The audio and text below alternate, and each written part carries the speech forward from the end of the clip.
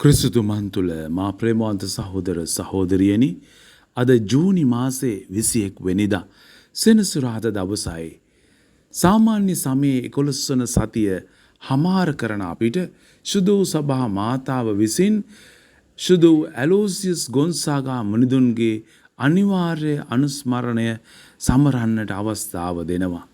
උන්වහන්සේගේ ජීවිතය දිහා හැරිලා බලද්දී අපි දකිනවා ඉතාලියේ රජ මැදුරක ඉපදිලා මහා ධනයකට හිමිකම් කිව් කුමරෙකුවත් සමිඳුන් වෙනුවෙන් සියල්ල ත්‍යාජ කරලා යැදුම් දිවියකට ඔහු ඇතුල් වෙනවා.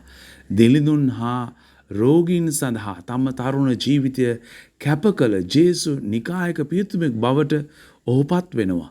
තරුණ ක්‍රිස්තියානි ශිෂ්‍යයින්ගේ ආරක්ෂක මුනිවරයා ලෙසින් වැඳුම් බිඳුම් ලබන උන්වහන්සේ ඒඩ්ස් රෝගීන් පෙළෙන සහ ඔවුන්ට සාතු සම්පායන් කරන අයගේ අරක්ගත් මුනිවරයා ලෙසට සභාව තුළ ප්‍රචලිතයි.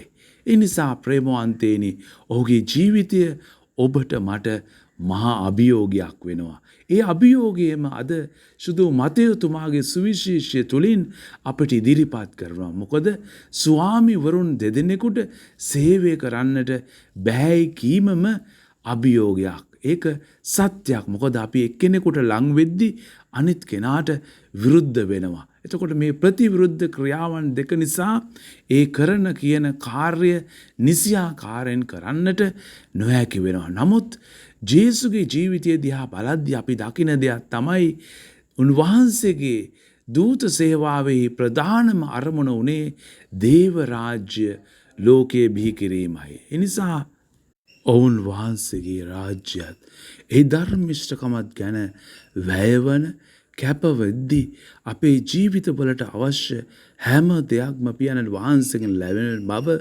ඔබට මට මතක් කරනවා. ඒ වගේම දේව සුරක්ෂිත භාවය තුළ හැම විස්සෙම අත්දකින්නට ඔබට මට ආරාධනා කරනවා. ඒ නිසා අද දවසේ ස්වාමින් වහන්සේ හොයාගෙන යමු.